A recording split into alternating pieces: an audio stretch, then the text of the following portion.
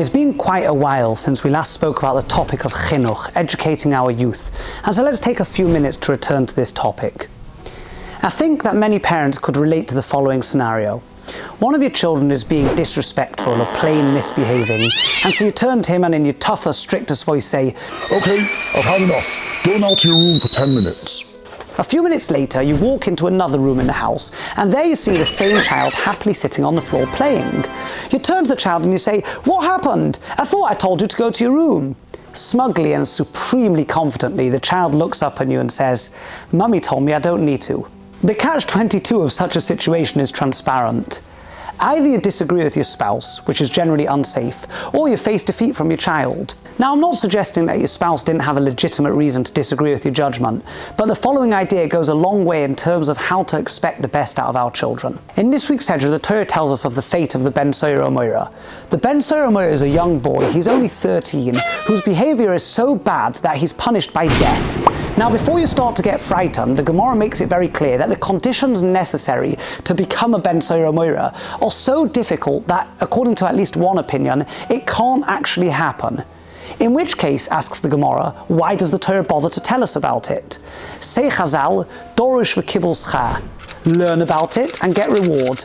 Some people think that just means that the psukim of the Torah should be learned like any other psukim in the Torah, and one gets reward for learning Torah. But the Maharsha posits that it's far more than that. The Maharsha posits that the words Dorish v'kabel schar mean learn about it, learn the lessons of how to educate our children from the Ben Soira Moira, and then receive reward when the child grows up to be an exemplary person.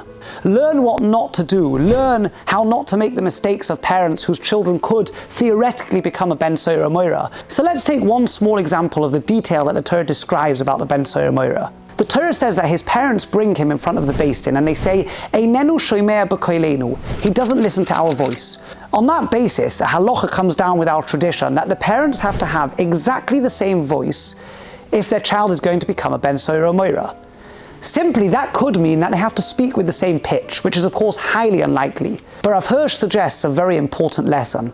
He says that when Chazal tell us that the parents have to speak with the same voice, it means that their message has to be exactly the same. If two parents are not on the same page in terms of what they expect from their child, or if two parents disagree with each other about what their child should or shouldn't be doing, and when he's confused, he may end up taking the law into his own hands and behave in a very inappropriate way. But if the parents say the same thing to their child, if both parents are speaking with one voice, with the same ideas and with the same messages, then they can hope that the child will actually understand the messages they're telling him. The message is clear. With positive ishtadlus, putting our efforts together as a joint force into this child's behavior, and with help from Hashem, we should hope to see our children grow up to be exemplary Jews.